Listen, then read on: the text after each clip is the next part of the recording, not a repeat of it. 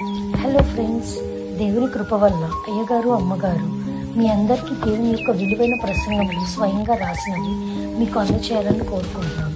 మా పుస్తకంలో సిలువ ధ్యాన ప్రసంగములు 83 ప్రసంగములు, క్రిస్మస్ ప్రసంగములు 50 ప్రసంగములు, బైబిల్లోని స్త్రీల ప్రసంగములు 72 ప్రసంగములు, మోషే సుఖోపవాస ప్రసంగములు 63 ప్రసంగములు. ఈ పుస్తకములు అయ్యగారు అమ్మగారు స్వయంగా రాసినవి మీ అందరికీ అందాలని కోరుకుంటున్నాము. మా పుస్తకములు కావాల్సిన వారు కాంటాక్ట్ అవ్వాల్సిన numbers: Bapatla reverend doctor P Jayapal garu, phone number 9866412025. Guntur doctor P Prasad Rao garu, phone number 9413685994 and 9705789407. మా పుస్తకంలో మీరు తీసుకొని చదివి ఆదరణ పొంది దేవుని మహిమపరచాలని కోరుకుంటున్నాము. Don't forget to like the video. Thank you.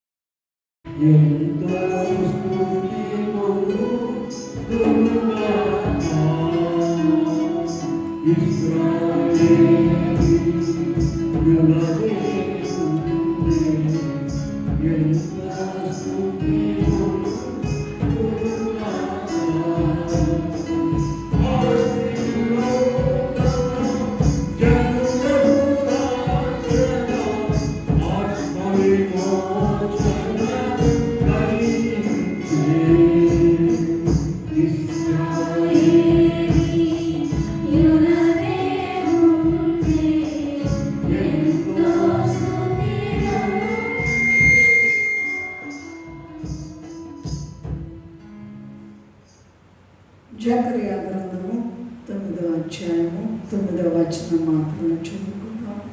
జకర్యా గ్రంథము 9వ అధ్యాయము 9వ వచనం మాత్రమే చదువుకుందాం. సియోను నివాసులారా బహుగా సంతోషించుడి. యెరూషలేము నివాసులారా ఉల్లాసముగా ఉండుడి. నీ రాజు నీతిపరుడును దీనుడునై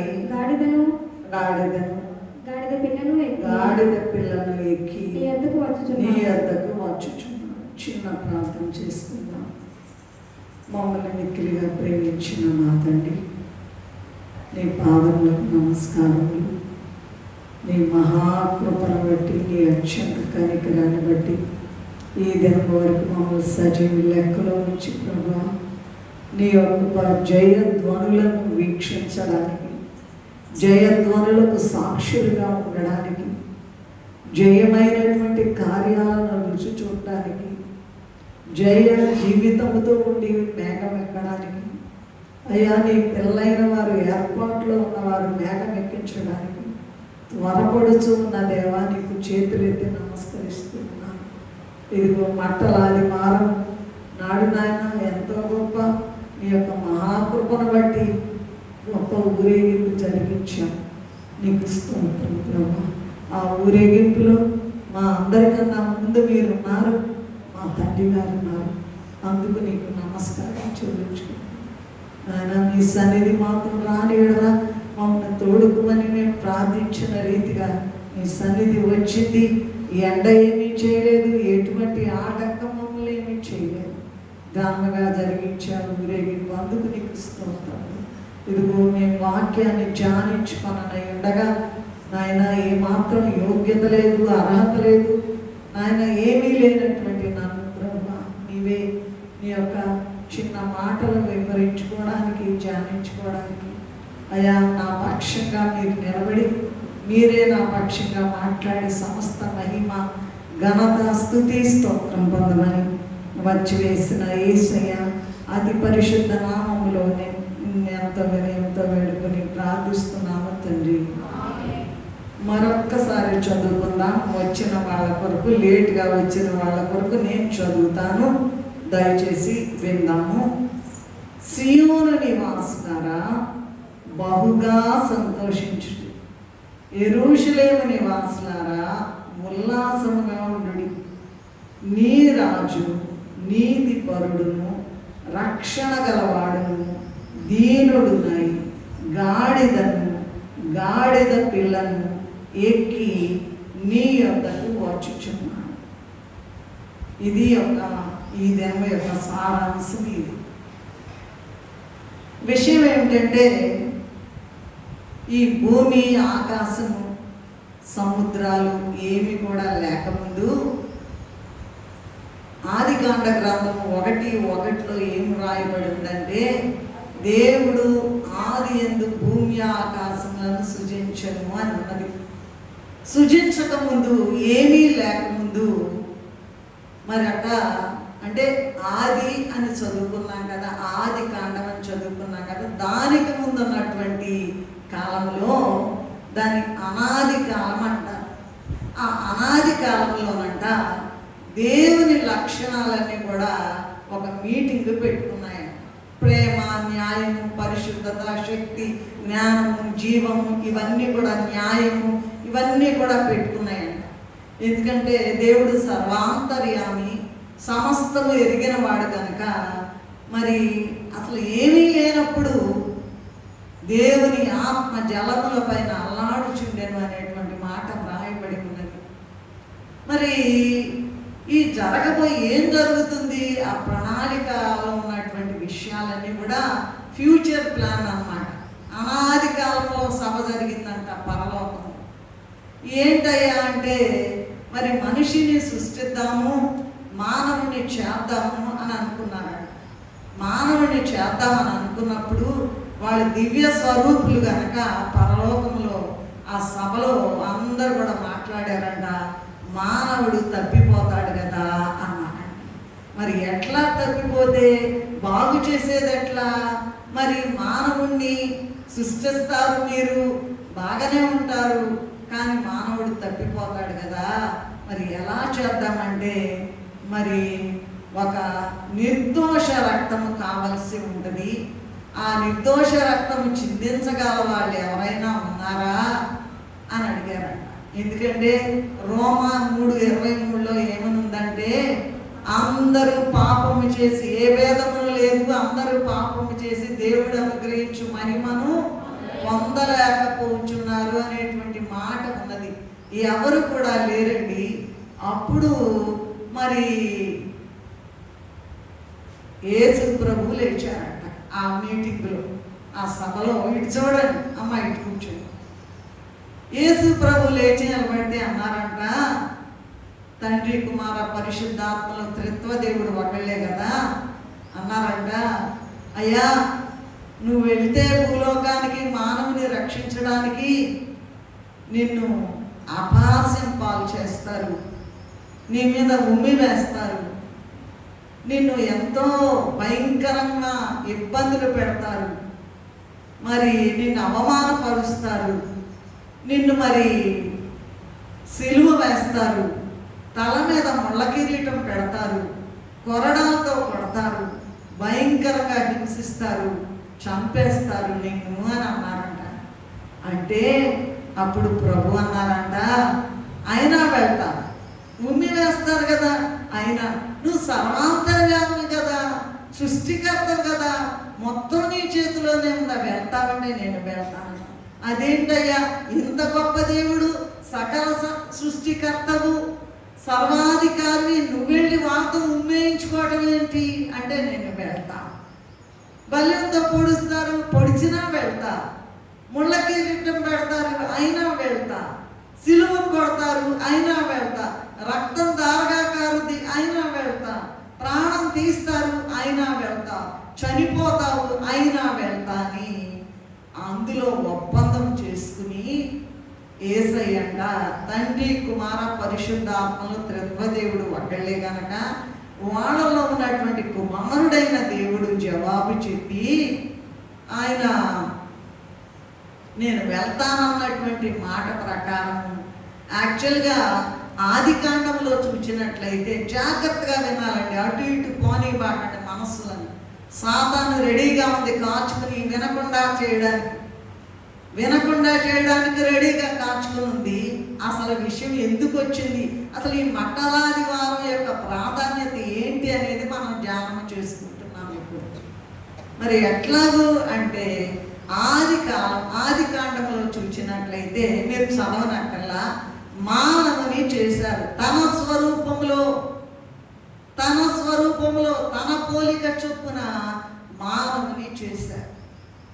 మానవుని చేసి ఒక ఆజ్ఞ ఇచ్చారు. ఈ తోటలో ఏదేను తోటలో ఉన్నవన్నీ కూడా మీరు తినవచ్చు, కానీ ఒక్కటి మాత్రం మధ్యలో ఉన్నటువంటి ఆ జీవజల వృక్షం యొక్క ఫలములు మాత్రం మీరు తినొద్దు అన్నారు. సరేనన్నారంట వాడు. సరేనంటే ఏం జరిగిందంటే మరి సాతాను వచ్చి వాడు మరి దేవునికి వ్యతిరేక తలంపులు పుట్టించుకున్నాడు. ఏంటి, ఈయనైనా సర్వాధికారి. ఒక్క తలంపు వచ్చిందంట. తలంపు రాగానే ఒక్క దెబ్బకి కింద పడిపోయిందంట. అప్పుడు వాడు వచ్చి తినొద్దన్నారా? దేవుడు ప్రతిరోజు వచ్చి వాళ్ళిద్దరితో మాట్లాడి వెళ్తుంటే సహించలేక ఏంటి ఆ ఫలాలు తినొద్దన్నారా అంటే అవును తినొద్దన్నారు. ఎందుకు అంటే దేవుడు చెప్పాడు కదా, ఏమవదు, మీరు తింటే కనుక దేవదూతల్లాగా అయిపోతారు, కానీ మీరు ఏమి నష్టం లేదు, తినండి అన్నారు. ఆ మాట హవ్వమ్మ విని ఎవరి మాట? సాతాను మాట విని దేవుడు తినవద్దన్నటువంటి పండును తీసుకుని తిని తన భర్త కూడా ఇచ్చి ఆదాముకి మరి తినమని చెప్పిందంట. అప్పుడు వాళ్ళు దిగంబరులని తెలుసుకున్నారు. అక్కడికి కట్ చేస్తే తర్వాత జరిగింది ఏంటంటే పాపము చేసి ఏదేను తోటలో నుంచి వెళ్ళగొట్టబడ్డారు. వాళ్ళకి అవకాశం లేదు, వాళ్ళకి అవకాశం లేదు. అందువలన ప్రభువు తన స్వరూపముందు తన పోలిక యందు చేసుకున్నటువంటి సృష్టించిన మనిషిని మరలా తాను మహిమగల దేవుడు గనక, మహిమలోక వాసి గనక, మహిమలోక అధికారము కలిగిన దేవుడు గనక మరలా వారిని తన యొక్క రూపంలోకి తీసుకుని రావడానికి భూలోకానికి రావాల్సి వచ్చింది. అందుకనే వాక్యము మరి దేవుడైపోయాడు. వాక్యము దేవుడైపోయాడంట. దేవుడే, ఆ వాక్యమే దేవుడండి. మరి దేవుడు ఇక అప్పటి నుంచి ఏమైనా సరే తన స్వంత చేతులతో చేసుకుని తన ఊపిరితో ఊదినటువంటి ఆ మానవుని మరలా తను తెచ్చుకోవాలి. ఎందుకంటే సాతాను రాజ్యం చేస్తుంది, వాళ్ళలో పాపం ప్రవేశించింది, మహిమ లక్షణాలేమి లేవు, దేవునితో సహవాసం లేదు, మొత్తం కూడా పాడైపోయింది లోకం గనక దేవుడు మరిగా ఆ సాతాను చేతిలో నుండి మనుష్యులను రక్షించడానికి తన స్వహస్తాలతో చేసుకున్నటువంటి మానవుని మరలా తాను మహిమ రూప వాసులుగా వారిని చేసుకుని మహిమలోకములో తన ప్రక్కన కూర్చోబెట్టుకోవడానికి దేవుడు భూలోకానికి వచ్చాడు. వస్తే మరి ముందుగానే అనాది సభలోనే మాట్లాడేశారు కదా, అన్ని ఈసడింపులే, అన్ని అవమానాలే, అన్ని ఉమ్మిలే, అన్ని భయంకరమైనటువంటి బలపు పోట్లే, అన్ని చంపచూడటమే. కనుక అప్పుడు దేవుడు వచ్చి 33.5 సంవత్సరాలు భూలోకములో జీవించి చివరిసారిగా మొత్తం జయించేశాను నేను, పాపాన్ని జయించేశాను నేను, మొత్తాన్ని జయించేశాను నేను, సృజించిన నా మానవులను ఎలాగైనా సరే నా రూపంలోకి, నా స్వరూపంలోకి తీసుకుని వచ్చి నేను మరలా రెండవసారి, మొట్టమొదటిసారేమో మరి క్రిస్మస్ పండుగ నాడు బాలుడుగా వచ్చాడు, రెండవసారి కోతమ సింహంలాగా వచ్చి తన యొక్క మరి బిడ్డలను, తన యొక్క కుమారులను, కుమార్తెలను తీసుకుని వెళ్ళడానికి, రావడానికి వచ్చినటువంటి ఉద్దేశమే ఈ జయోత్సవముతో యెరూషలేముకి వెళ్ళడం. ఈ యెరూషలేము అనేటువంటిది దేవుని యొక్క మహారాజు పట్టణం. అక్కడే అన్నీ జరిగినాయి.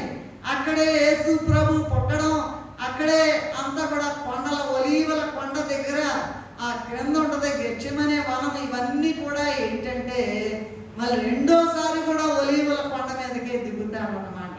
ఇవన్నీ చేయడానికి, ఆ మహిమ రాజ్యములో కూర్చోబెట్టుకోవడానికి, మరి పాపం ఉంటే అక్కడికి వెళ్ళడానికి కుదరదు కనుక మరి వీళ్ళందరూ కూడా మార్చివేసి మనలో ఉన్నటువంటి పాపాన్ని మొత్తాన్ని కూడా తుడిచివేసి మరి మహిమ రూపులుగా చేసి పాపము లేకుండా తీసుకుని వెళ్ళడానికి ఈనాడు ఎక్కడికి వచ్చారండి? యెరూషలేములోనికి జయధ్వనులు చేయడానికి వెళ్ళారు. సరే, ఇప్పుడు మనం దీనికి వద్దాం. ఈ ప్రభు అంట సేవ ప్రారంభించడానికి మరి ముందు 40 దినాలు ఉపవాసం చేశారు. ఏంటంట? సేవ ప్రారంభించడానికి ముందు 40 దినాలు ఉపవాసం చేశారట. ఎందుకంటే అప్పటి నుంచి శ్రమలు మొదలై తన జీవితకాలం అంతా శ్రమలేనట. ఇంకా చెప్పాలంటే పుట్టిన దగ్గర నుండి చనిపోయే వరకు, చనిపోయి మళ్ళీ పరలోకం చేరే వరకు కూడా శ్రమలే శ్రమలే శ్రమలే శ్రమలే ఉన్నాయి. ఈ మట్టరాదివారం అనేటువంటిది శ్రమల యొక్క అత్యున్నత స్థాయి, పీక్ స్టేజ్ అంటారండి. మరి మనం లోపలికి వెళ్ళినట్లయితే ఈ విషయాలు, ప్రభు యొక్క శ్రమల యొక్క అత్యున్నత స్థాయి ఒక 4 రోజుల్లో ప్రారంభం కాబోతుంది. ఎందుకంటే 4 రోజుల్లో ఆయన మరి యెరూషలేము చేరుకోబోతూ ఉన్నారు. బేత్పగే బేతనియా అనేటువంటివి ట్విన్స్, జంట గ్రామాలండి. సాధారణంగా ప్రభు యొక్క గృహము అందరికీ తెలిసినట్లుగా మరియా, మార్తా, లాజర్ల గృహం. ఇప్పటికీ ఇక యేసయ్య వచ్చేస్తున్నాడని యెరూషలేము ప్రయాణం గురించి అందరూ తెలుసుకుందట. అందరికీ తెలిసిపోయిందట. పొలోమని అందరూ కూడా బయలుదేరి వచ్చేస్తున్నారంట. ఎందుకు? ఇంకా ఏం అద్భుతాలు చేస్తాడో, ఇంకా చచ్చిపోయిన వాళ్ళని లేపుతాడేమో, అందరినీ గుడ్డివాళ్ళని, కుంటివాళ్ళని, ఊష చేతులు గల వాళ్ళని, పక్షవాయువులు గల వాళ్ళని, అందరినీ కూడా చనిపోయిన వాళ్ళని కూడా లేపుతాడు కదా, ఇంకా ఏం అద్భుతాలు చేయబోతున్నాడు అని అందరు కూడా యెరూషలేము చేరుకుని, అందరికీ తెలిసింది కనుక ఈ బేతనీకు చేరడం. ఎందుకంటే ఆయన ఉన్నప్పటి నుంచి కూడా ఎక్కడ ప్రసంగం చేసినా మరి ఆయన రెస్ట్ తీసుకోవడానికి మరియా, మార్తా, లాజరు గృహానికి, బేతనీకి వెళ్ళేవారు. సో అందరూ కూడా బేతనీకు చేరడం ప్రారంభించారట. ఈ బేతనీ అనేటువంటిది యెరూషలేముకి తూర్పు వైపు దిశగా 1.5 కిలోమీటర్లు దూరంలో మాత్రమే ఉందంట. ఇప్పుడు అది మరి యెరూషలేములో ఒక భాగం అయిపోయిందంట. ఈ మట్టరాదివారం అసలు ఏంటండి? దాని ప్రాధాన్యత ఏంటండి? ఎవరు ఈ విషయాలు చెప్పరు. ఎందుకంటే పరలోకము నుండి దిగి వచ్చినటువంటి ఈ బైబిల్ మిషన్ అనేటువంటి ఈ పరలోక మిషన్, పైలోకము నుండి ఏ మానవుడు కూడా మరి దీన్ని స్థాపించలేదు. కనుక మరి దేవునితో సహవాసం చేయడం, దేవుడు కనపడి మాట్లాడడం, జరగబోయే విషయాలని కూడా తెలియచేయడం అనేటువంటిది ఒక ప్రత్యేకమైనటువంటి మిషన్గా ఈ మిషన్ కొనసాగుతూ ఉంది. అసలు ఏంటండి దీనికి బేస్ ఏంటి? మట్లాదివారం అంటే ఏంటి అని అడగొచ్చు మీరు అందరూ. ఏంటంటే ఈ నిర్గమకాండం 12:16లో మీరు చదవనక్కర్లేదు, సమయం తక్కువ ఉంది కనుక మరి మనం చాలా విషయాలు చెప్పుకోవాలి ఇప్పుడు. ఎందుకంటే అసలు మట్లాదివారం అంటే ఏంటి? అందరూ మట్లాదివారం పామ్ సండే అంటుంటారు. ఏంటి అసలు దీని యొక్క ప్రాధాన్యత ఏంటి అని తెలుసుకున్నట్లయితే నిర్గమకాండం 12:16లో ఏం రాయబడిందంటే, దేవుని ప్రజలైనటువంటి వారు పాపం చేయడం ద్వారా దేవుని మాట వినకపోవడం వలన వాళ్ళు 430 సంవత్సరాలు ఐగుప్తు అనే దేశంలో ఉన్నారు. అయితే వాళ్ళు మూలిగేరని ఉందండి. నిర్గమకాండం 3:20లో తట్టుకోలేకపోయారు, దాస్యాన్ని తట్టుకోలేకపోయారు, ఎలాగైనా సరే విడిపించయ్యా అని మూలిగేరట. వాళ్ళు మూలిగినప్పుడు ప్రభు వారి మాట విని మరి మోషే అనేటువంటి విమోచకుడిని పంపించి వాళ్ళని ఐగుప్తు నుంచి విడుదల చేశారు. అప్పుడు ప్రారంభమైంది నిస్సాను లేదా మరి ఏమంటారంటే అబీబు నెల అనేటువంటిది మొట్టమొదటి నెల. మనం జనవరి నెల అని ఎలా అనుకుంటామో, అబీబు లేదా నిస్సాన్ అనేటువంటిది మొట్టమొదటి నెల అన్నమాట వాళ్ళ ప్రకారం. అదేమంటారంటే పస్కా సిద్ధపరచు సమయం అన్నమాట. వధించడానికంట అక్కడ ఈ మొదటి నెలలో వాళ్ళు పస్కా పండుగ జరుపుతారంట. ఈ మొదటి నెల నిస్సాను లేదా అబీబు నెల అన్నాను కదా. ఈ వధించడానికి ఏమి లేదండి, బలి అర్పించటం. పస్కా అంటే బలి అర్పించటం, దేవునికి బలి అర్పించడం. వాళ్ళని విడిపించేటప్పుడు ఐగుప్తు నుంచి విడిపించి పాలు తేనెలు ప్రవహించే కానానికి తీసుకువెళ్ళేటప్పుడు ఏం జరిగింది అంటే, మరి దేవునికి పస్కా పండుగ ఆచరించి వాళ్ళు బయలుదేరాలి అని చెప్పారట మోషే ద్వారా దేవుడు. అందువలన ఈ పస్కా సిద్ధపరచు సమయానికి గొర్రె పిల్లను వధించడానికి 4 దినాలకు ముందే గొర్రెను ఆ స్థలానికి తీసుకురావాలంట. అదొక రూల్ అంట. అంటే మంచి శుక్రవారానికి 4 దినాల ముందే, అంటే మట్టలాదివారం నాడే జన సందోహపు జయోత్సవాల మధ్య సర్వమానవ రక్షణార్థము వదకు యేసు అనేటువంటి గొర్రె పిల్ల తీసుకురావడం జరిగింది.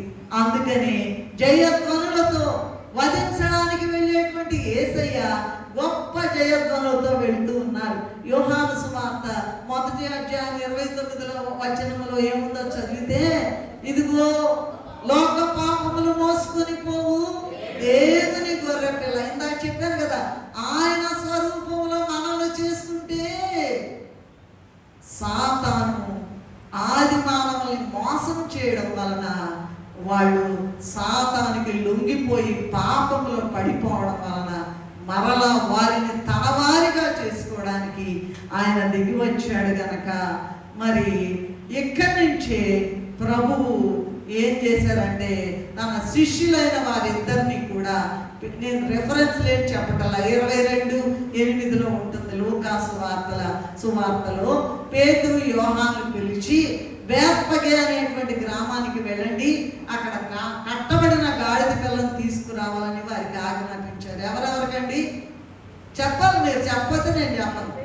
పేతురు యోహాను. దాన్ని ఎవరు కూడా ఇంతవరకు ప్రయాణానికి వాడలేదట. దాన్ని విడిపించి తెచ్చేటప్పుడు ప్రభు చెప్పారంట, మీరు వెళ్ళండి, మీరు కట్టబడి ఉన్నటువంటి గాడిద పిల్లను తీసుకురండి. ఎవరన్నా అడిగితే ఇది ప్రభువునకు కావలసి ఉన్నది అని చెప్పారు. అసలు ఏమి నో క్వశ్చన్ అన్నమాట. ఏం మాట్లాడే పని, ఎవరికి కావాలట ఇది? నీవు నేను కూడా ప్రభువుకు కావాలని ఇంత గొప్ప మరణాన్ని ఎదుర్కొని, భయంకరమైనటువంటి సిలువ మరణాన్ని ఎదుర్కొని రక్తం కారుతూ ఏడుస్తూ, ప్రభు యెరూషలేము కుమార్తెలారా మీరెందుకు ఏడుస్తున్నారు? మరి నా కొరకు ఏడవద్దు, మీకోసం, మీ పిల్లల కోసం ఏడమని చెప్పు. అమ్మా ఇక్కడ కొంచెం ఖాళీ ఉంది, రండి అదంతా. సో విషయం ఏంటంటే, ఇక్కడ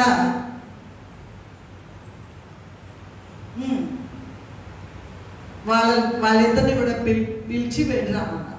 లూకాసు వార్త 19:31లో ఏముందంటే, అంటే 22:8 చదువుకున్నాము.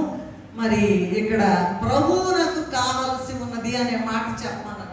ఏమయ్యా, ఇప్పుడు మామూలుగా అండి ఎవరైనా ఇంటికి వెళ్ళి వాళ్ళని అడగకోకుండా ఒక గాడిద పిల్లని విప్పుతుంటే, ఎవరయ్యా నువ్వు, ఎందుకు తీసుకెళ్తున్నావు, కనీసం అడగను కూడా అడగలేదు అంటే ఏం మాట్లాడద్దు. ఎవరికి కావాలట? ఈ దినము నీవు నేను ప్రభువు కావాలి.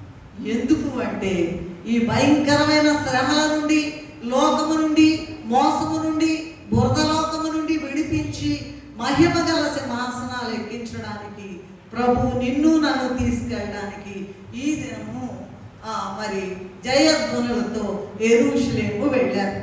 మరి ఒక ప్రక్క యెరూషలేము జయధ్వనులతో, రారాజుగా గొప్ప జయధ్వనులతో వెళ్ళేటువంటి దేవుడట యేసయ్యంట. మరొక ప్రక్కట మానవ సమాజం మీద ఆధారపడ్డం. ఎట్లా? వాళ్ళని వెళ్ళి తీసుకురామంటున్నాడండి ఆ గాడిద పిల్లని. అందుకే ఒక గొప్ప రచయిత ఏం రాశాడంటే, 40 సంవత్సరాలు దీని మీద రీసెర్చ్ చేసినటువంటి, ఎందుకు యెరూషలేములో ఉండి 40 సంవత్సరాలు ఉండి అక్కడ నివసించి విషయాలని తెలుసుకున్న ఆయన ఏం చేశాడంటే, దైవ వాక్కు శరీరధారి అయింది. అది ఒక్కటేనండి. దేవుని వాక్యమట, నా తండ్రి క్రిస్మస్ కాలంలో పాడతాం, నా తండ్రి నా కోసం ఉయ్యాలో నరుడు కాబట్టి ఏం అవసరం ఆయనకి? సర్వాధికారి ఆయన, సర్వలోక సృష్టికర్త.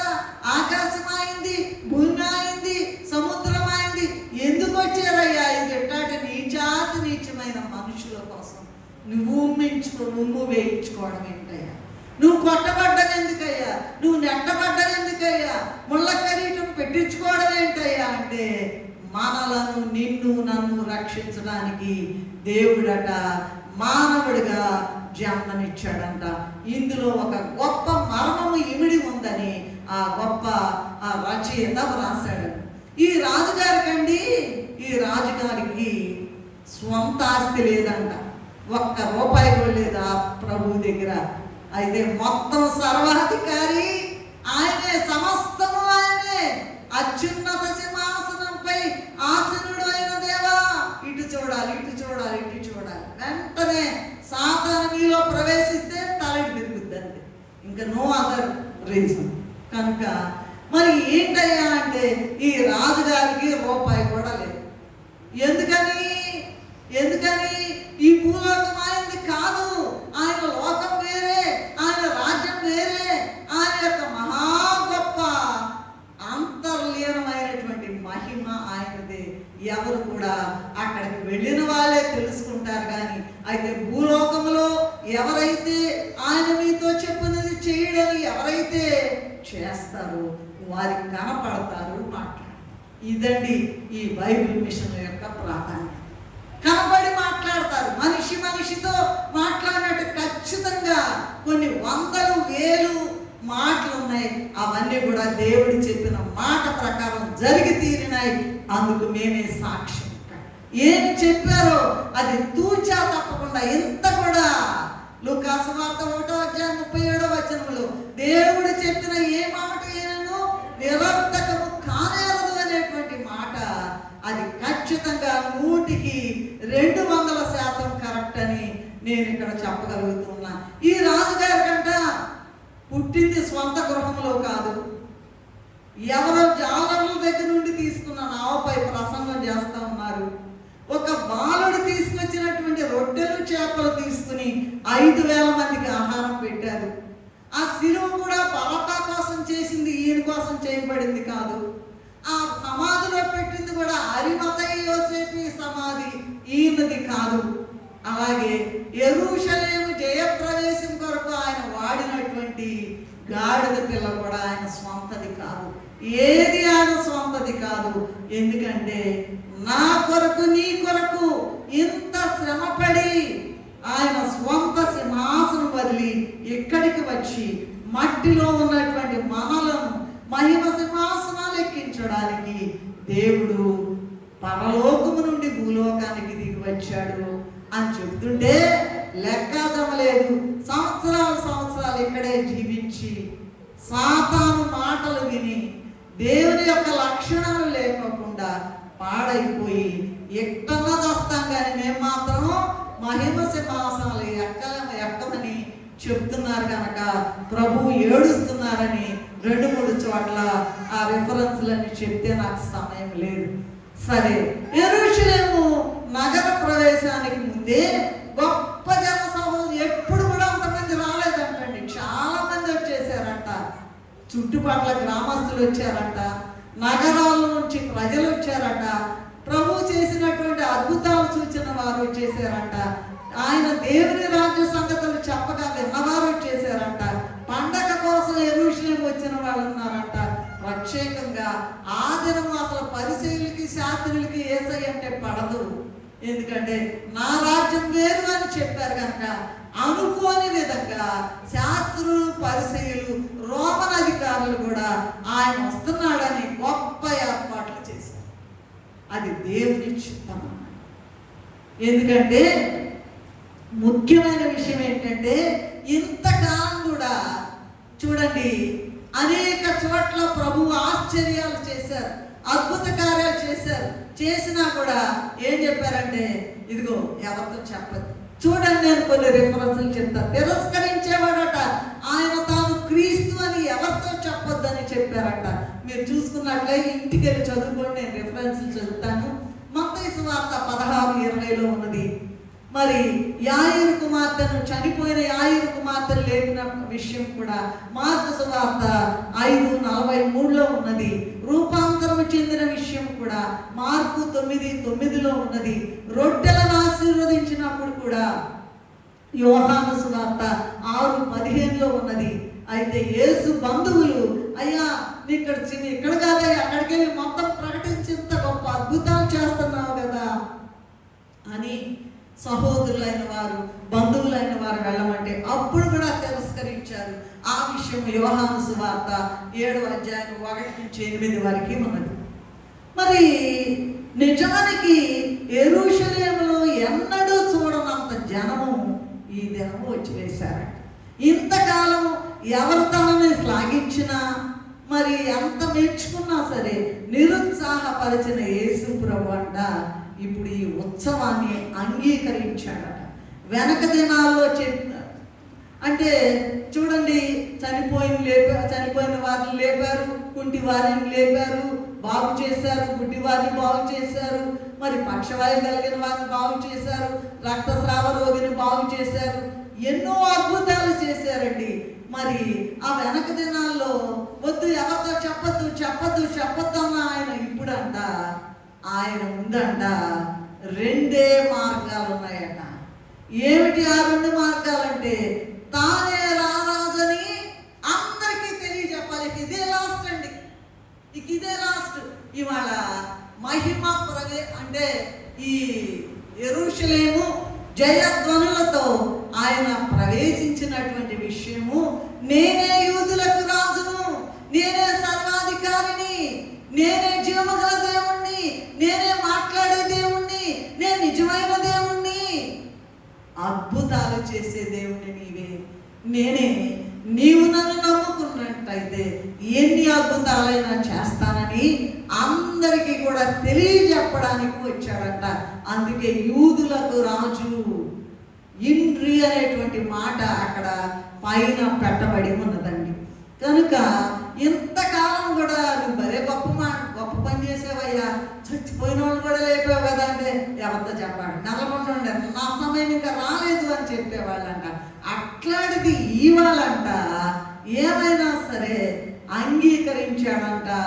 మరి ప్రభు వెనుక దినాల్లో రాలేదని చెప్పిన సమయం ఇప్పుడు వచ్చేసింది కనుక ఆయన 2 విషయాలు, ఆయన ముందు 2 మార్గాలు ఉన్నాయట. తానే రారాజని జనులందరికీ కూడా తెలియచెప్పడం. అయితే ఒక డిఫరెంట్ విషయం ఏంటంటే, రాజుగారికి ఏముంటుందండి చెప్పండి? గొప్ప కిరీటం ఉంటుంది. ఊరికనే ఏదన్నా ఈ పోసలతోనూ లేకపోతే ఏమన్నా దానాలతోనూ అలా చేసేదా కాదండి. ఈయన రాజులకు రాజు, మీరు ఒప్పుకున్నా ఒప్పుకోకపోయినా జయ ప్రభు యేసునే. చాలండి, నాకు సమయం లేదు. జై జై రాజు యేసుల రాజా జై జై అని పాడతాం కదా. యేసయ్య నీకే జై, నీకే జై, నీకే జై అని చెప్పుకుంటా. అయితే ఇక్కడ రాజాది రాజు అని చివరిసారిగా ప్రకటించడానికి ఈయన జయధ్వనులతో యెరూషలేముకి వెళ్ళినట్లుగా తెలుస్తున్నది. అలాగే మరి ఈ రాజరికంలోనంట భిన్నత్వం ఉందంట. ఈ లోకంలో అందరూ చెప్పేటువంటి అట్టహాసాలు ఏముండవు, కిరీటాలు పెట్టడం ఏముండవు, సింహాసనాలు ఎక్కించడం, చిన్న చిన్న ఫంక్షన్లు జరిగితేనే పెద్ద పెద్ద సోఫాలు అలంకరించి తెచ్చుకుంటాం కదా. ఈ రాజాది రాజు యెరూషలేముకి వచ్చినప్పుడు మరి ఇంత ముందంతా నో అని చెప్పినటువంటి ఆయన అందరూ కూడా హోసన్నా హోసన్నా హోసన్నా హోసన్నా అంటే అర్థం ఏంటంటే, యేసయ్యా మమ్మల్ని రక్షించయ్యా, మమ్మల్ని వదిలిపెట్టద్దయ్యా, నన్ను వదిలిపెట్టద్దయ్యా, నన్ను ఎట్లయినా నీ గొప్ప రాజ్యంలో యుగ యుగాలు నీతో ఉండడానికి ఎంతకాలం ఉన్నా 70 సంవత్సరాలు జీవిత కాలము, అధిక బలం ఉంటే 80 సంవత్సరాలు అధిక బలం ఉంటే. ఆ తర్వాత ఏమైనా సరే పుట్టిన ప్రతివాడు గిట్టక తప్పదు.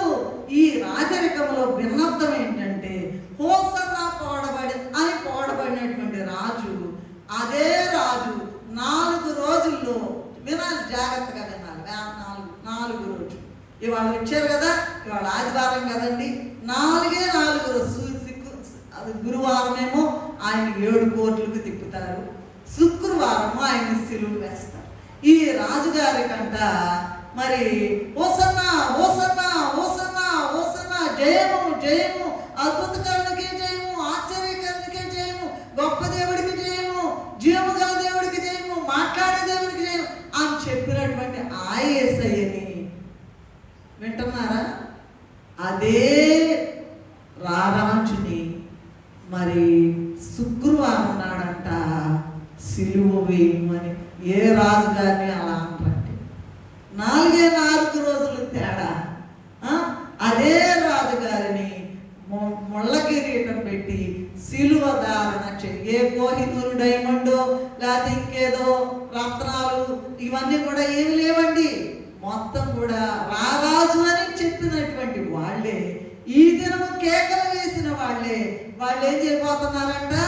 సిలువే. ఎవరిని? యేసయ్య. యేసు ప్రభుని సిలువేయమంటున్నారు. ఏం చేశాడు? అదంతా అవసరం. సిలువ, ఆ సిలువ బరబ్బా కొరకు తయారు చేసినటువంటి ఆ సిలువ. మరి అంటండి, అసలు ఈ ఊరేగింపుకి ఆయన గాడిదను కోరుకోవటంలో ఉద్దేశం ఏంటో మీకు తెలుసా? ఎందుకు గాడిదను కోరుకున్నాడంటే యేసు ప్రభు కంట దావీదు కుమారుడు అని బిరుదుందంటండి. అంటే అందుకని బిరుదుంది కనుక ఈ దావీదు మహారాజు అంట తన కుమారుడైన సొలొమోనుని రాజుగా చేసేటప్పుడు, మీరు కావాలంటే తర్వాత చదువుకోండి, 1 రాజుల గ్రంథం 1వ అధ్యాయం 38-39 వచనాల్లో ఆయన సమాధానానికి శాంతిగా రాజుగా ఉండాలని పట్టాభిషేకం ఎప్పుడు ఎవరిని? సొలొమోను మహారాజుని పట్టాభిషేకం చేసేటప్పుడు అంట, మీరు చూసుకోండి. నేను అన్ని చదివించాల సమయం లేదు, అలా అలసిపోయి ఉన్నారు అందరూ, ఊరేగింపు చేసి వచ్చి. 1 రాజుల గ్రంథము 1వ అధ్యాయము 38-9 వచనాలు ఇంటికి వెళ్ళినా చదువుకోండి. సొలొమోనుని మహారాజుగా చేసేటప్పుడు, రాజుగా అభిషేకించేటప్పుడు కంచర గాడిద మీద ఊరేగించారంట.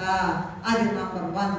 అందుకని మరి ప్రభు గాడిదను కోరుకున్నారంట. రెండవది ఏంటంటే గాడిదపై ఎక్కువచ్చుట శాంతి సమాధానాలకు గుర్తు. యుద్ధం చేయడినా ఎప్పుడు చూసినా ప్రేమతో అన్నీ జయించడమే. ఎవరిని కూడా ఏమి చేయడండి, ఎవరిని సమాధానంతో శాంతి సమాధానాలకి గుర్తు కనుక ఆయన వలన ఏమి అపాయం లేదని చెప్పడానికి నేను గాడిదని కోరుకున్నాడంట. మూడవ కారణం ఏంటంటే తూర్పు దేశస్తులుగా మరంట, తూర్పు దేశస్తులు అంట గాడిదపై ఎక్కువ వచ్చుట వారికి ఘనత అంట. ఏంటండి? తూర్పు దేశస్తులైనటువంటి వారు, మరి మనకు తెలిసిందేంటి? క్రిస్మస్ కాలంలో జ్ఞానులు ఒంటెల మీద వచ్చారు అనుకున్నాం. వాళ్ళు ఖగోళ శాస్త్రంలో చేసినటువంటి ఆ రీసెర్చ్లు చేసి వచ్చారు. అసలు యాక్చువల్గా తూర్పు దేశం నుండి వచ్చేవాళ్ళంట, ఈ దేశస్తులంట గాడిదపై ఎక్కి రావడం అనేటువంటిది వాళ్ళకి ఘనత అండి. అందుకని గాడిదని కోరుకున్నారంట.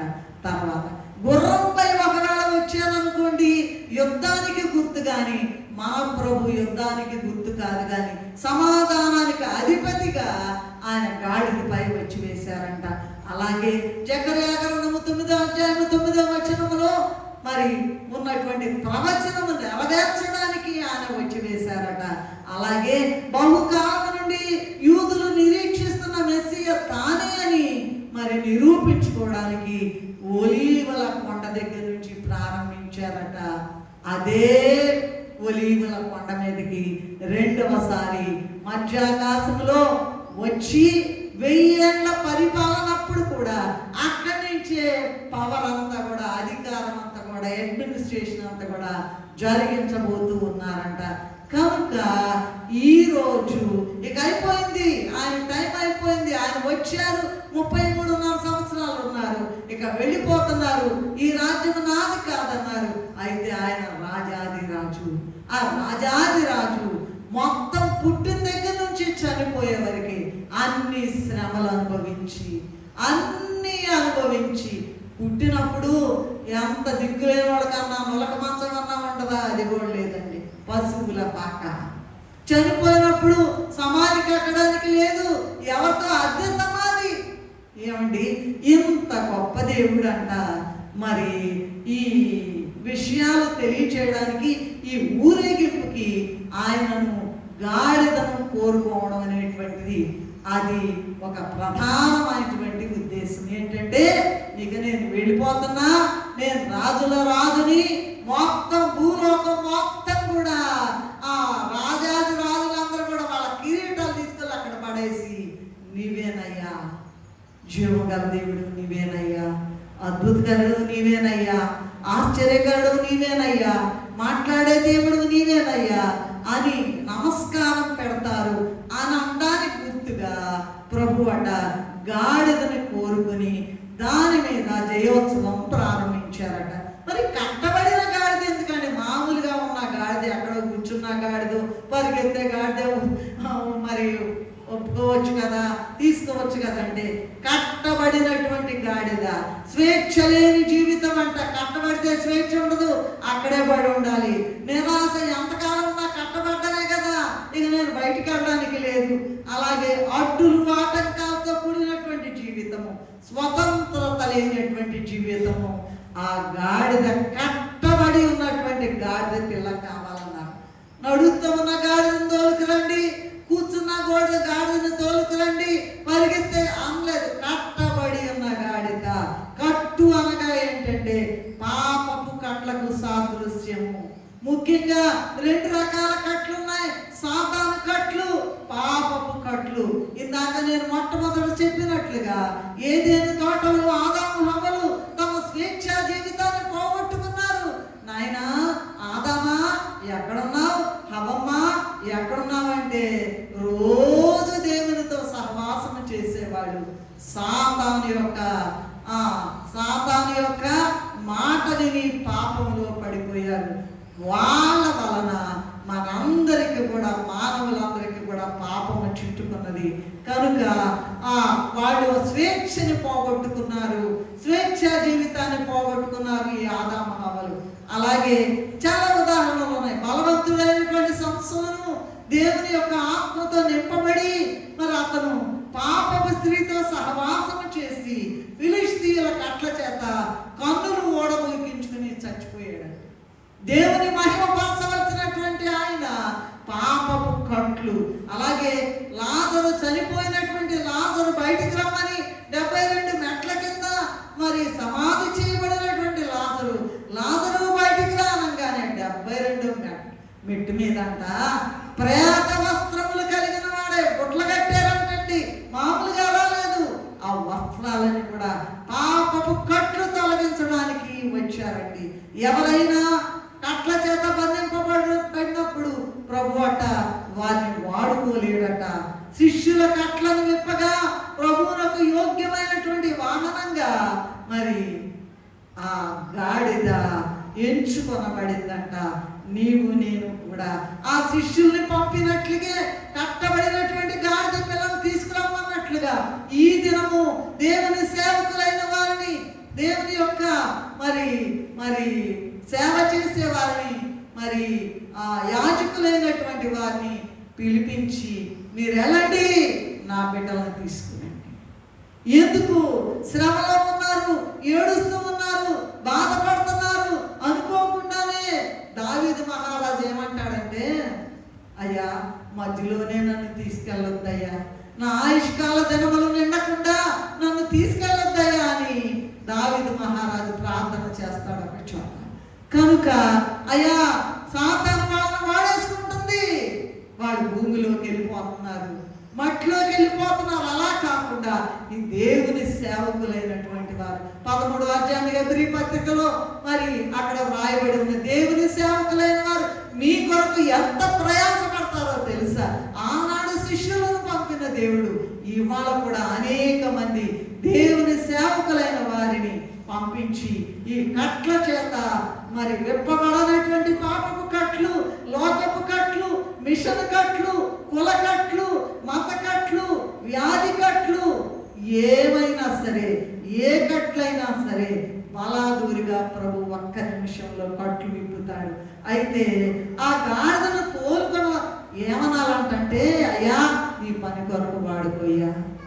మనం ఏమనుకుంటున్నామంటే, బ్రహ్మాండంగా ఇల్లు కట్టుకున్నాం, పొలాలు కొనుక్కున్నాం, అన్నీ ఉన్నాయి, నగలు ఉన్నాయి, అవి ఉన్నాయి, ఇవి ఉన్నాయి అని ఒకటే సంబరపడి ఎంతకాలం అయింది, ఎంతకాలం ఎక్కడికో యాత్ర పోయేది, ఎక్కడికో యాత్ర పోయేది, నీ ఇల్లు తిరము కాదు, నీ ఒళ్ళు మరచేదావు, నీ వచ్చిన దారిలోనే వెళ్ళిపోవాలి, మళ్ళీ పోవాలి, వచ్చిన దారిలోనే వెళ్ళిపోవాలి, మళ్ళీ పోవాలి. పవళ్ళలో వెళ్ళేది తోమలో యేసయ్యా నెలపడు, అయ్యయ్యో క్షణములో ఒక్క క్షణంలో వెళ్ళిపోతారు.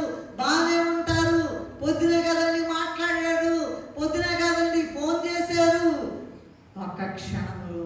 ఒక్క క్షణంలో వెళ్ళిపోతావు. అందుకనే అయ్యా నీ సృష్టికర్త అయినా యేసయ్యను గుర్తుపెట్టుకో. ఆయన నీ కొరకు ప్రయాసపడి తన యొక్క రక్తము కార్చి ప్రాణం అర్పించాడు గనక ఆయన మాట విని ఆయన మార్గంలో నడువు. ఆయన ప్రార్థన చేసినట్టు చెయ్యి, ఆయన బోధ చేసినట్టు చెయ్యి, ఆయన అందరినీ ప్రేమించినట్లు ప్రేమించు. నీలో ఏ రకమైనటువంటి అక్రమమైనటువంటి జీవితము ఉండకూడదు. నన్ను ఎలాగైనా నీ పని కొరకు వాడుకోయని ఎవరైతే అడుగుతారో ఈ కట్లన్నీ విప్పేస్తాడంటండి. కుల కట్లు విప్పుతాడు, మత కట్లు విప్పుతాడు, వ్యాధి కట్లు విప్పుతాడు, లోకపు కట్లు విప్పుతాడు, మిషన్ కట్లు, నేను ఆ మిషన్, నువ్వు ఈ మిషన్, అవన్నీ కూడా విప్పేస్తా.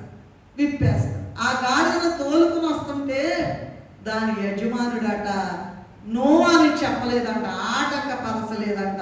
అంటే మన ప్రభుకి అంత ఘనత, సర్వాధికారి గనక ఆయనకి ఎంత పలుకుబడి ఉందో చెప్పండి. ఏమని చెప్పమన్నారు? ఇది ప్రభువుకి కావాల్సింది.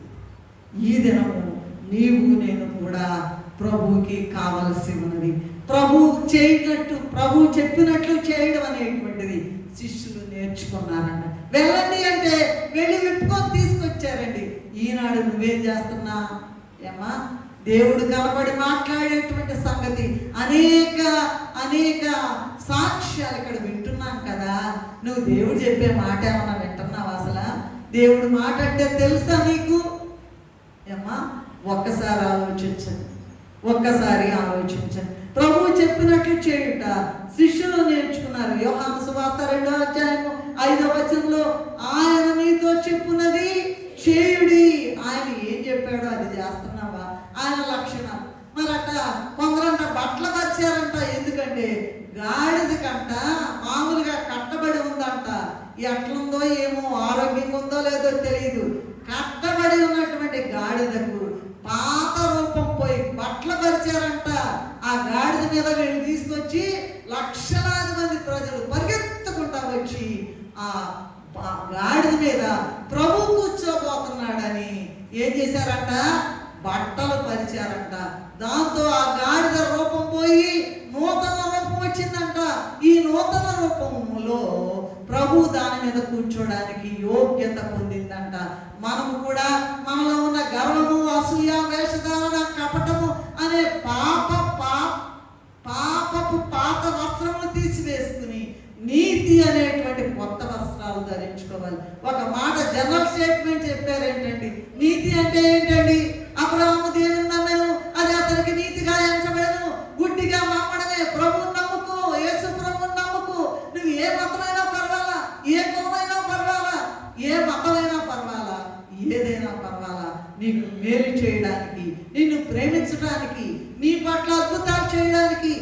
అవసరాలు తీర్చడానికి, నీ మాటను కొట్టివేయడానికి ప్రభు ఆయన ఈ దినము మరి సిలువ మరణం పొందడానికి యెరూషలేము వెళ్తూ ఉన్నారండి.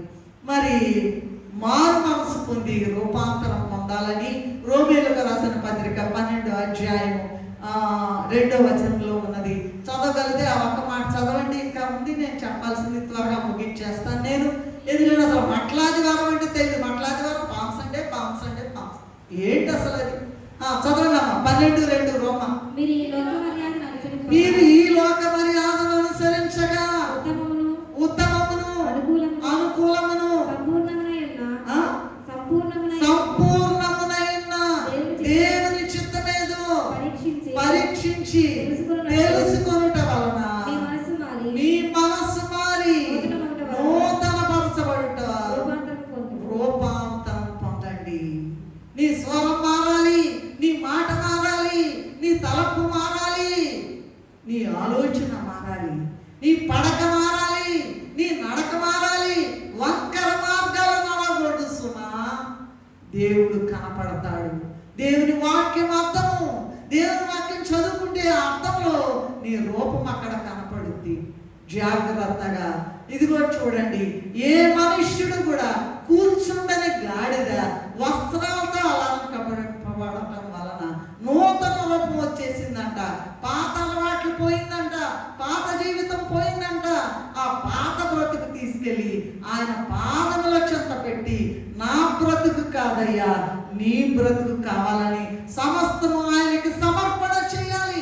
ఇప్పటి వరకు నువ్వు చేసినటువంటి జీవితాన్ని నా పౌలు గారు ఏమంటారంటే, నా మట్టుకైతే బ్రతుకుట క్రీస్తే చావైతే లాభము.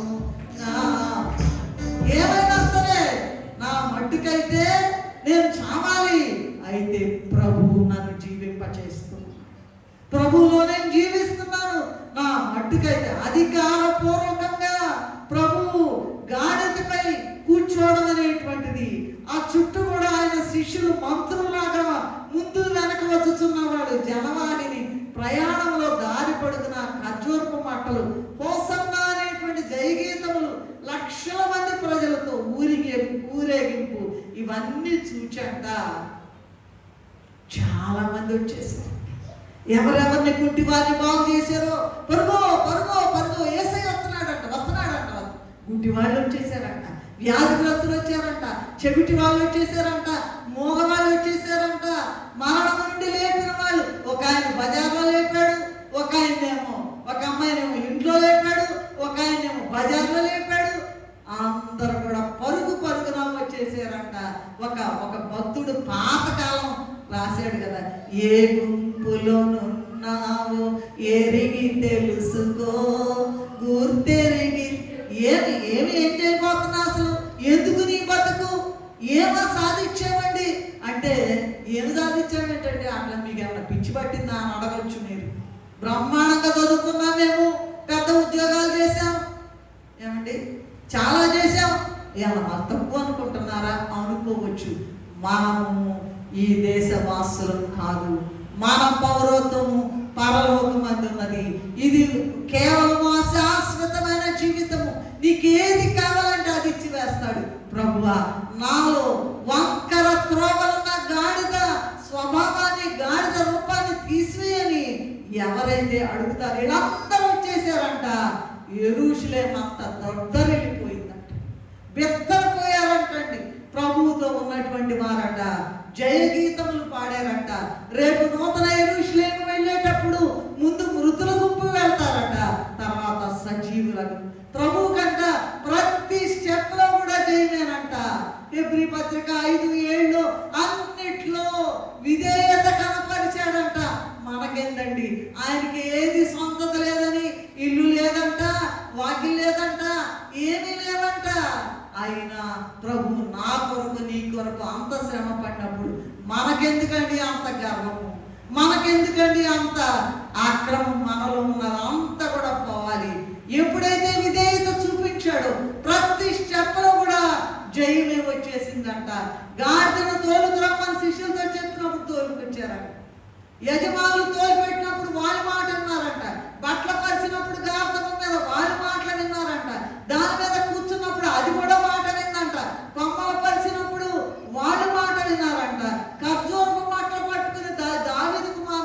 అన్నప్పుడు వాళ్ళు మాట్లాడారంట. ప్రభు వచ్చేస్తున్నాడు అన్నప్పుడు అంట అందరూ పోటీలు పడి బట్టలు పరిచారంట. నువ్వేం చేస్తున్నావు ప్రభు కోసం? నువ్వేం చేస్తున్నావు ప్రభు కోసం? నీ కొరకు రక్తము కాచి, నీ కొరకు ప్రయాసపడి, నీ కొరకు ఈ భూలోకంలో, ఈ బుధలోకంలో, ఈ మాయలోకంలో నువ్వు ఏమీ సంపాదించలేవు. నీ చదువు వృధా, నీ ఉద్యోగం వృధా, నీ బ్యాంక్ డిపాజిట్లు వృధా, నీ కార్ల మీద ఉన్న వృధా, నీకు విమానం ఉన్నక్కడ వృధా. అసలు ఏంటండి? ఏమీ లేకుండా ప్రభు వచ్చినప్పుడు విమానాలు, జెట్ విమానాల కన్నా స్పీడ్గా వెళ్ళిపోతాం. జయమని పాడు ప్రభు యేసునకే హోసన్నా జై ప్రభువా చూచుండే ఎంతో సంతసము మధ్యాకాశమందు సంధించేదము. జయమని పాడు. ఏంటంట? ఇవేమి మనం అంటారాము, నీ వెంట ఏది రాదండి.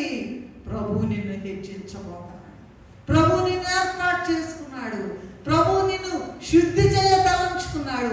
పెండ్లి కుమార్తెగా తయారు చేయడానికి ప్రతి స్టెప్లో కూడా మరి ఆ పెండ్లి కుమార్తె రూపం నీకు వచ్చి ప్రభు పక్కన, రాజాదిరాజు పక్కన రాణిగా కూర్చోవాలంటే ఏం చేయాలంట? ప్రతి అడుగులో శ్రమలే. ఎన్ని శ్రమలో అన్ని శ్రమల్లో నాకు జయమిస్తాడు ప్రభు. ఆ చూడండి మరి షడ్రక మేషక అబేద్నెగోలు, మా దేవుడు మమ్మల్ని రక్షించిన ఒకవేళ రక్షించకపోయినా రెడీ, మేము ప్రభు కోసం చనిపోవడానికి రెడీగా ఉన్నాం. నువ్వేం చేస్తావు? నిన్ను చచ్చిపోమంటల్లా, సిలుమానం పోతామంటల్లా, కొరడా దెబ్బలు కొట్టటల్లా. యేసు ప్రభుని నమ్ముకుని ఆయన నిన్ను ప్రేమిస్తున్నాడు. ఆయన నీ కొరకు ప్రాణం అర్పించాడు, నీ కొరకు రక్తం కార్చాడు. నీకు ఏ రోగం ఉన్నా, నీకు ఏ సమస్య ఉన్నా, ఏ ఇబ్బంది ఉన్నా, ఏ వ్యాధి ఉన్నా, ఏదైనా సరే క్షణంలో కోట్లాది రూపాయలతో బాగు చేయలేనటువంటి రోగం ఒక్క క్షణంలో ఆయన రక్తం ద్వారా శుద్ధి చేయబడతావు, స్వస్థత పొందుతావు. ఏ పనైనా ఇచ్చివేస్తాడు. అసాధ్యమైంది ఏది కూడా ఆయనకు లేనే లేదండి. కనుక పై 7 పాయింట్లు మనం చదువుకున్నాయి అన్నింటిలో కూడా ఆయన జయము గల క్రియలే చూచాం. ప్రతి విషయంలో ప్రభువుకి మన వలన విధేయత రావాలి. ఇదిగో చూడండి, మనం క్రైస్తవులమై ఉండి అందరూ చూస్తారు, వీళ్ళు బైబిల్ చదువుకుంటున్నారు కదా, క్రైస్తవులు కదా, వీళ్ళు ఏంటి ఇట్లా చేశారు అంటారండి. ఎందుకనంటే మనం క్రీస్తుని పోలి నడుచుకోవాలి. అబద్ధం ఆడాలంటే దడముట్టాలి. ఎందుకు? మామూలుగా నాలుగులో కత్తులు ఉన్నాయంట, ఇష్టం వచ్చినట్టు మాట్లాడేటువంటి ప్రతి దానికి తీర్పున్నది. ప్రభు వచ్చి వేస్తున్నారు. అన్నిట్లో కూడా ప్రభువుకి మన వలన, నా వలన, ఎవరికి వాళ్ళు నా వలన ప్రభుకి గౌరవం రావాలి. యుద్ధం రాబోతుంది, అనేకులు చనిపోతారు, కానీ ప్రభు అన్నిటినీ జయించారంట. కోర్టులో జయం వచ్చిందంట, శిలువ మీద జయం వచ్చిందంట, మాడం మీద జయం వచ్చిందంట, సమాధి మీద జయం వచ్చిందంట, కాముల మీద జయం వచ్చిందంట, ముద్ర మీద జయం వచ్చిందంట, బండ మీద జయం వచ్చిందంట, లోకం మొత్తం మీద జయం వచ్చేసిందంట. అది మట్టలాది వారి యొక్క రహస్యం అంటే ఇదే. ఈ చెడు బ్రతుకు మానుకో, అసహ్యం పుట్టాలి, నెమ్మదిగా. మరి యాక్చువల్గా ప్రభు వైపు చూస్తూ, యేసు వైపు చూచు 12వ అధ్యాయం హెబ్రీ పత్రిక 12వ అధ్యాయంలో ఉందండి. యేసు వైపు చూచు మన ఎదుట ఉంచబడిన పందెములో ఓపికతో తట్టుకోలేనంత శ్రమ. పిల్లలను చూడండి, చిన్న ఉదాహరణ. చిన్న పిల్లలు అన్నిట్లో తప్పుతా ఉంటే బాగా పైకి వెళ్ళిపోతారంటండి. పాస్ అయితేనే వెళ్తారా, లేకపోతే వెళ్ళరా? పాస్ అయితేనే వెళ్తారు. అన్నిట్లో నీకు శ్రమే. ప్రభు పుట్టిన దగ్గర నుండి చనిపోయి పరలోకానికి వెళ్ళేదాకా శ్రమే. ఆ శ్రమ ఇష్టం ఉన్నా ఇష్టపోయింది. అయ్యా మరి నీకు ఇష్టం, ఆకాశం అంత గొప్ప పాత్ర తీసుకొచ్చి తాగమందంట. ఎవరు? సాతాను తాగ తాగమంటే నువ్వు చెప్తే తాగుతానా? ఓ దైవా, ఓ సాతానా, నా తండ్రి నేను చెప్తే నేను తాగుతానని ప్రభు అంట తాగమన్నారంట. నీ చిత్తం వేసి ఆయన నా ఇష్టము కాదు నీ ఇష్టమే అని జరిగించారే. నువ్వు అసలు నిన్ను సృష్టించిన నీ సృష్టికర్తకు, నిన్ను ప్రేమించే ప్రాణనాథునికి, నీ కొరకు రక్తం కాల్చిన ప్రాణప్రియునికి నీవేమిస్తున్నావు? ఆ పాపపు బ్రతుకుల్లోనే నేను ఉంటాను అంటే నీ బతికేమైందో తెలుసా? భయంకరమైనటువంటి నరకంలో కాలిపోల్సు. మరంటండి కోర్టు కనపడుతుందంట, సిలువ కనపడుతుందంట, మరణం కనపడుతుందంట, సమాధి కనపడుతుందంట, కావలి, ఇవన్నిటిని కూడా పెట్టుకుని ప్రభు అంట ఆదివారమే కనపడుతుందంట. ఏం కనపడుతుందండి? ఏం కనపడుతుందంట? ఇవన్నీ కనపడుతుంది. చంపేస్తారు, కోడా దెబ్బలు పడతారు, సిలువ మోయిస్తారు, 150 కేజీలు సిలువ, 3/4 అంగుళాలు మేకులు పడతారు, ముళ్ళ కిరీటం పెడతారు. ఇవన్నీ లెక్కన పక్కన పెట్టేసి జయధ్వనులతో వెళ్ళాడట. నీవు నేను కూడా మన జీవితంలో మనలో ఉన్న, నీలో నాలో ఉన్న మలినమంతా తీసుకేసుకుని ప్రభువుకి ఇష్టం లేనటువంటి ప్రభు అంటే ఇన్ని కనపడుతున్నా జయమంటున్నా. జయము రాక పూర్వందే జయము జనులకు జయమౌరు, స్తుతించు జనులకు జయమౌరు, స్మరించు జనులకు జయమౌరు, ప్రకటించు జనులకు జయమౌరు. జయము జయమని తలవరించిన జయమే బ్రతుకెల్లా, ఇతనమ్మ జయ పదమే కల్లా సాగిలా.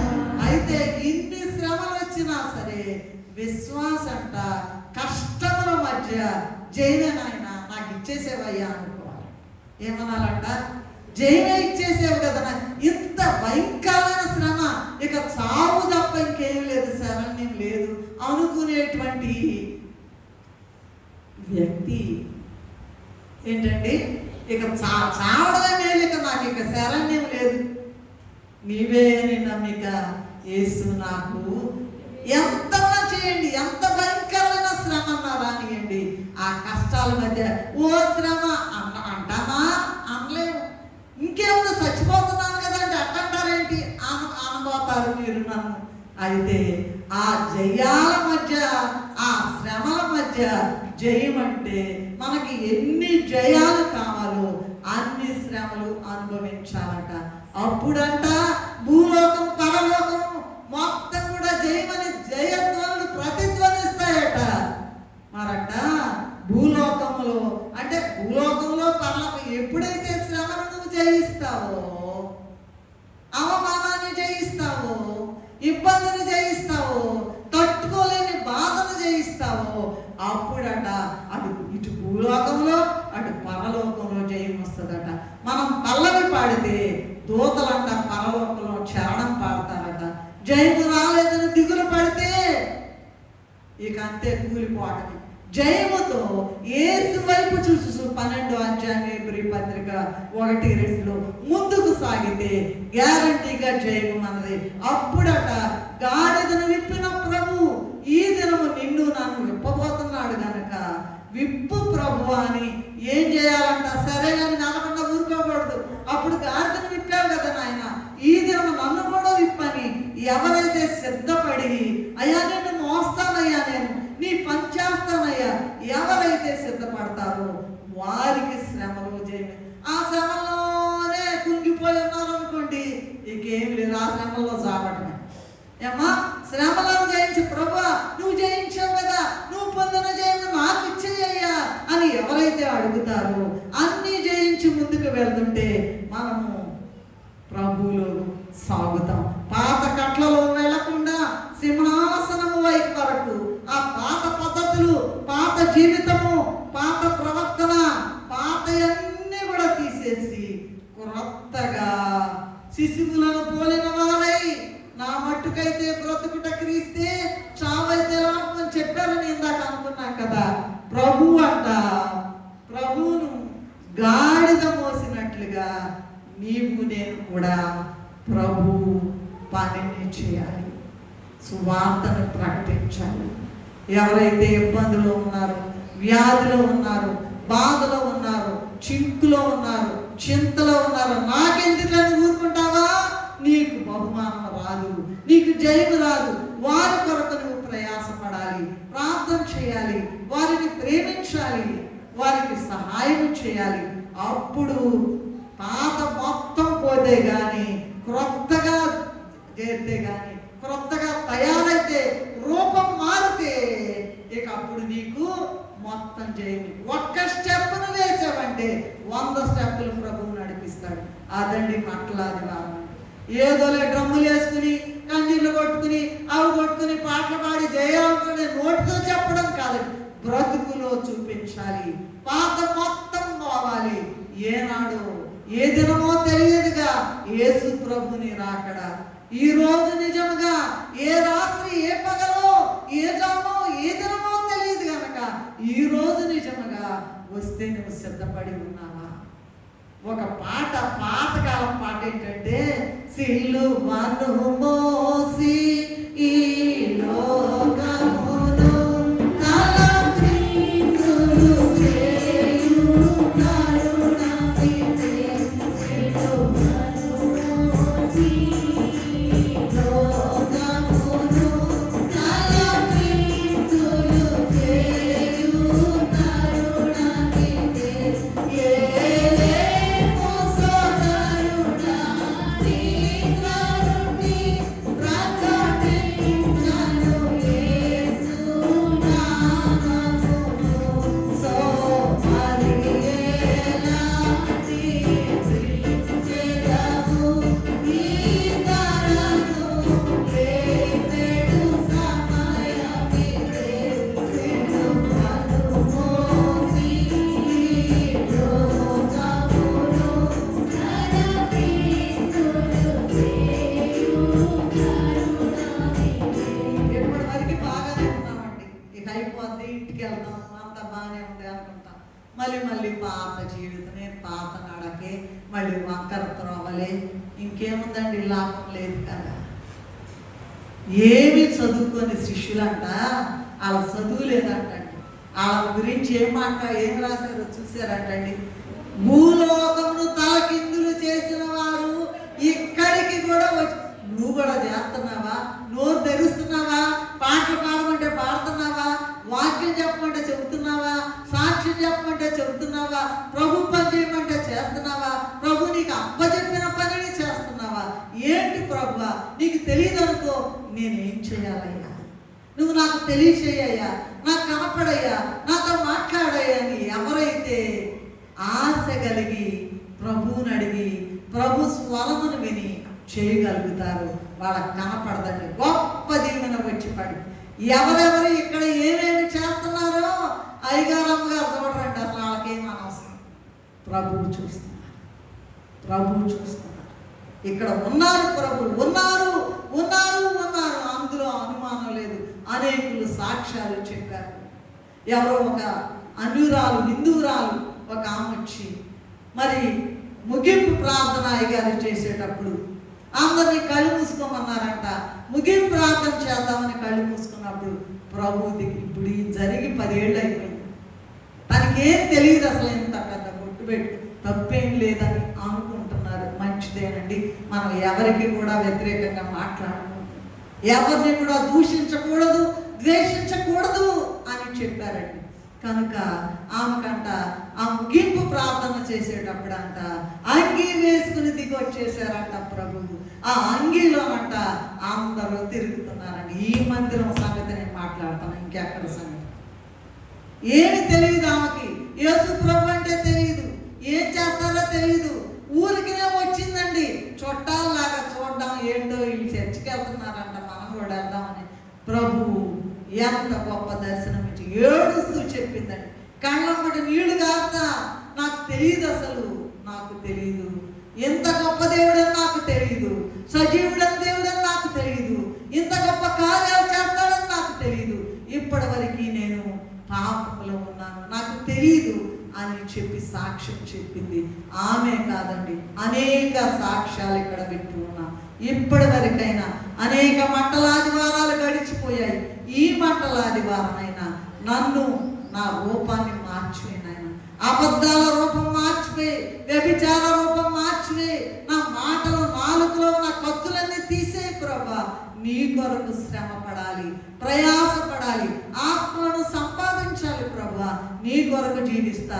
శ్రమైనా, మరణమైనా, ఏమైనా ఏది నీ సాక్ష్యం అనేటువంటి ఆ పాటలో వాడు ఎంత బాగా రాశారు. ఏది నీ సాక్ష్యము, ఏది నీ త్యాగం, యేసు వార్తను ఎంత గొప్ప మాట. కనుక ఊరేగింపు అంటే బాగా చంకలు కొట్టుకుంటా వెళ్ళొచ్చాను, కానీ అసలు నీ బతుకు మారిందా? ఏం చేస్తాం? ఇక నెక్స్ట్ స్టెప్ ఏంటి? నీ బ్రతికేంటి? నా బ్రతికండి. నేను మీకు చెప్తున్నా, ముందు నేను చూసుకోవాలి కదా నా బ్రతుకు. కనుక నేనేమి జవాబు చెప్పబోతున్నాను దేవునికి? ఎన్ని ప్రసంగాలు వింటున్నాం, మనం దేవుని స్వరం వినగలుగుతున్నాము. వాక్యమే దేవుడు, వాక్యమే దేవుడు. వాక్యమై ఉన్న యేసు వందనమయ్యా. కృపాసత్య, కృపాశక్తి, దయాశక్తి సంపూర్ణుడా, వాక్యమై ఉన్న యేసు వందనమయ్యా అని.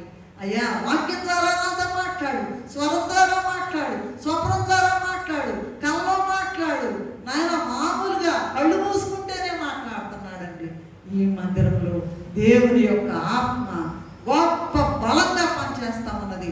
ఎవరైతే పొందుకుంటారో వాడు పొందుకుంటారు. ఎవరైతే అటు ఇటు మనుషుల వైపు చూస్తారో వాళ్ళని మనం ఏం చేయలేము. ఎన్నిసార్లు చెప్పినా వినని వాడు మరి తిరుగులేక హఠాత్తుగా నాశనమగునని సామెతల గ్రంథంలో ఉన్నది కనుక మరి దయచేసి ఈ యొక్క మరి అప్పీల్ విజ్ఞప్తిని జ్ఞాపకం చేసుకుని, అలసిపోయినా మనం అందరం, నేను కూడా అలసిపోయినా.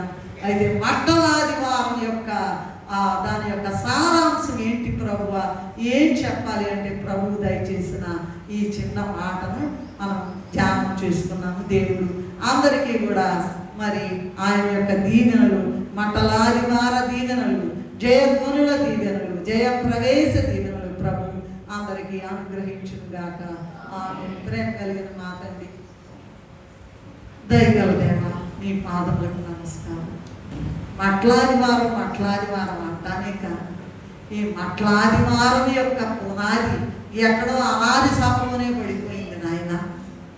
ఎన్నో ప్రణాళికలు, ఎంతో ప్రయాస, ఎన్నో అవమానాలు, ఎన్నో నిందలు, ఎన్నో కొరడా దెబ్బలు, ఎన్నో బలపు పోట్లు, ముళ్ళ కిరీటం, ఇవన్నీ కూడా అయిపోయింది. ఒక్క రక్తపు బొట్టు కూడా ఉంచుకోకుండా అయ్యా మా కొరకు కార్యం సమర్పణ చేసుకో. మేము నీకు సమర్పణ చేసుకోవాలి.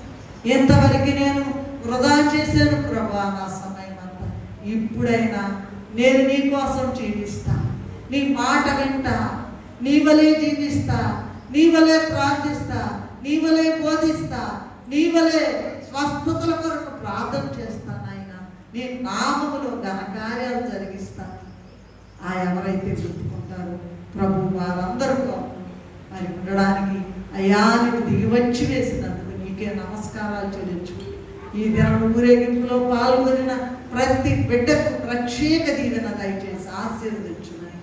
దీవించుటకు వచ్చి వేసిన యేసయ్య అతి పరిశుద్ధ నామములో ఎంతో వినయంతో వేడుకొని ప్రార్థిస్తున్నాము తండ్రి.